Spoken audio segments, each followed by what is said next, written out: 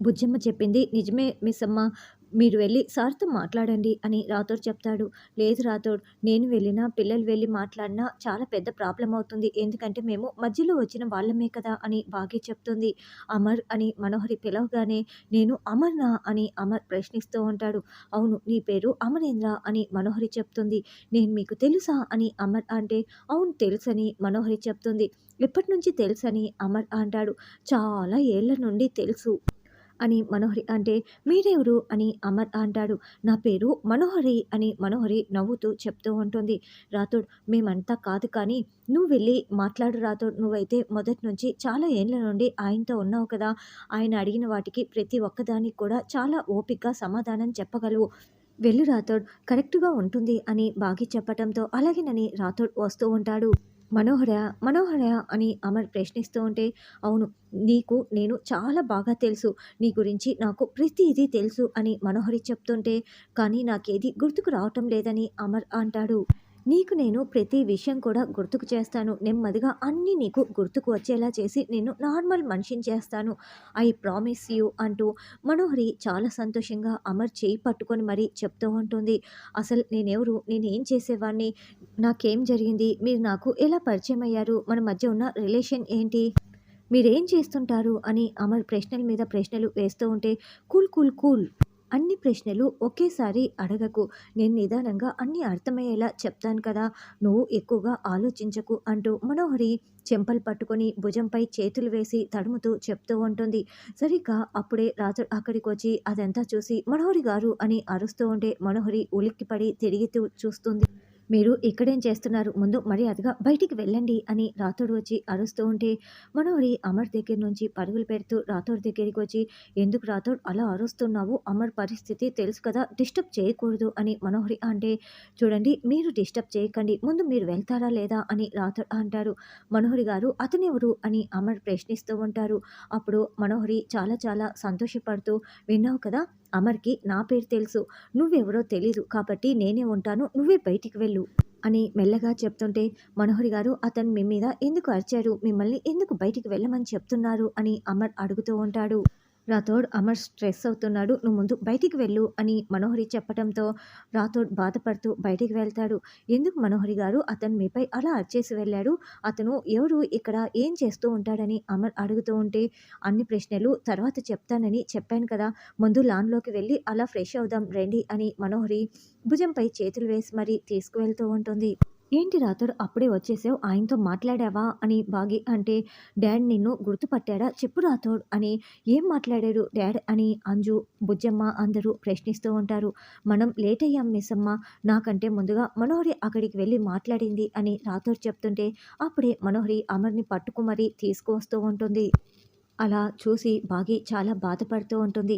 యాదమ్మ, నేను సార్ ఇద్దరం లాన్‌లో కూర్చుంటాము. మా ఇద్దరికి ఒక మంచి కాఫీ తీసుకురా అని మనోహరి చెప్తుంది. తను అని అమర్ అడుగుతూ ఉంటే, ఓహ్! మర్చిపోయాను. తన పేరు యాదమ్మ. మన సర్వెంట్ అని మనోహరి చెప్తుంది.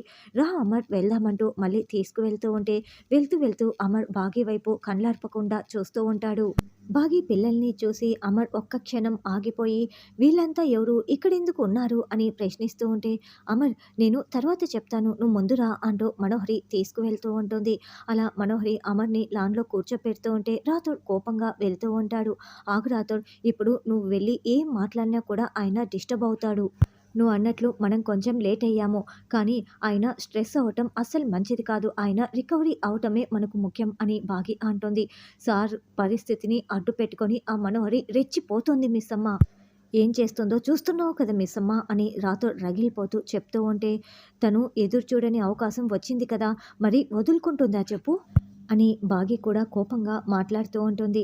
బాగి, రాథోడ్, పిల్లలు అందరూ కూడా గుమ్మం దగ్గర నిలబడి లాన్‌లో కూర్చున్న అమర్, మనోహరి వైపు చూస్తూ ఉంటారు.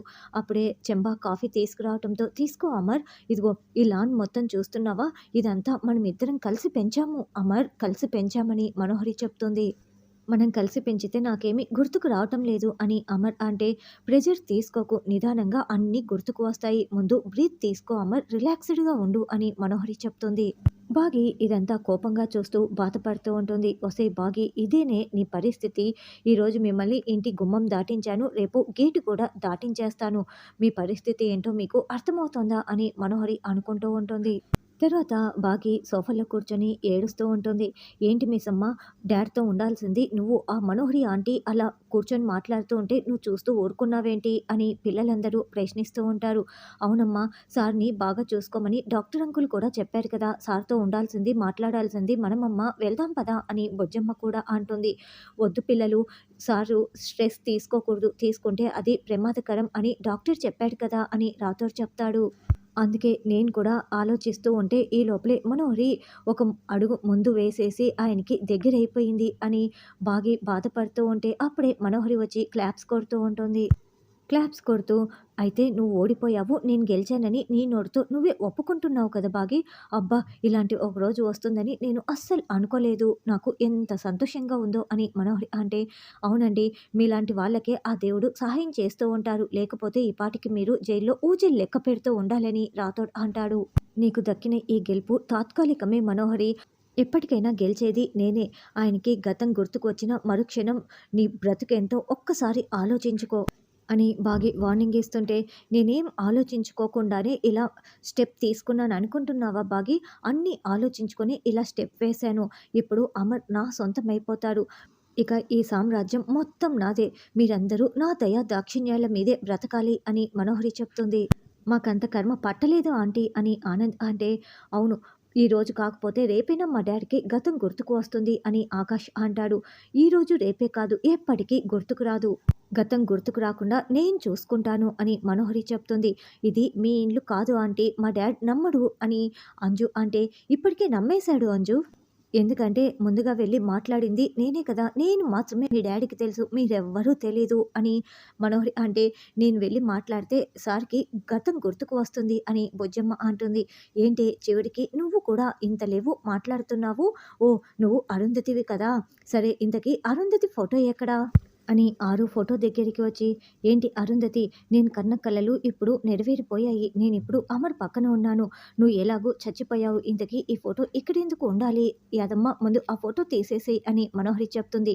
ఏం మాట్లాడుతున్నావు మనోహరి? ఫోటో తీయటం ఏంటి అని బాగి అరుస్తూ ఉంటే, చచ్చిన వాళ్ళ ఫోటో ఇంట్లో ఎందుకు బాగి? అందుకే తీయమని చెప్తున్నా అని మనోహరి చెప్తుంది. మా అమ్మ ఫోటో మీరు తీయటానికి వీల్లేదు. మేము ఒప్పుకోమని అంజు, పిల్లలు అందరూ చెప్తూ ఉంటారు. ఒప్పుకోకపోవటానికి మీరెవరు? అసలు మీ అందరిని కూడా నేను ఇంట్లో నుంచి పంపించేస్తాను. మిమ్మల్ని గెంటేస్తాను. చూస్తూ ఉండండి. ఈ బాకీ కూడా ఉండదు అని మనోహరి అంటుంది. నేనే మీకు దిక్కు అని అంటే, మీరు కాదు మిస్సమ్మ మాకు దిక్కు అని పిల్లలు అంటారు. ఆ మిస్సమ్మని కూడా మీకు లేకుండా చేస్తాను. మీరెవ్వరూ ఉండరు. నేను మాత్రమే, అమర్ నేను మాత్రమే ఇక్కడ ఉంటాము. యాదమ్మ, ముందు ఆ ఫోటో తీసేసేయ్ అని మనోహరి చెప్తుంది. ఈ రాథోడ్‌ని కూడా ఇంట్లో లేకుండా పంపించేస్తానని మనోహరి చెప్తుంది. యాదమ్మ ఫోటో తీస్తూ ఉంటే, ఆగు యాదమ్మ, నువ్వు ఆ ఫోటో తీయటానికి వీల్లేదు అని బాగి వార్నింగ్ ఇస్తుంటే, ఆ ఫోటో చూస్తే అమర్ స్ట్రెస్ అవుతాడు. బ్రెయిన్ స్ట్రోక్ వస్తుంది. అది నీకు ఇష్టమా బాగి అని మనోహరి చెప్పడంతో బాగి ఆగిపోతుంది. యాదమ్మ ఆ ఫోటో తీసుకువెళ్తూ ఉంటే, ఆ ఫోటోని ఇలా ఇవ్వు అని అంజు అంటుంది. నీకెందుకు ఇవ్వాలని మనోహరి అంటే, అది స్టోర్ రూమ్‌లో పడేయడానికి వస్తువు కాదు, మా అమ్మ, మా జ్ఞాపకం అని పిల్లలు చెప్తూ ఉంటారు. అయితే ఏంటని మనోహరి అంటే, మేము మా గదిలో పెట్టుకుంటాం. ఇస్తావా లేదా అని అంజు అడుగుతూ ఉంటుంది. ఇవ్వకపోతే మర్యాదగా ఉండదు యాదమ్మ, ఇచ్చేసేయ్ అని బాగి కూడా వార్నింగ్ ఇస్తూ ఉండటంతో యాదమ్మ ఫోటోని ఇస్తూ ఉంటుంది.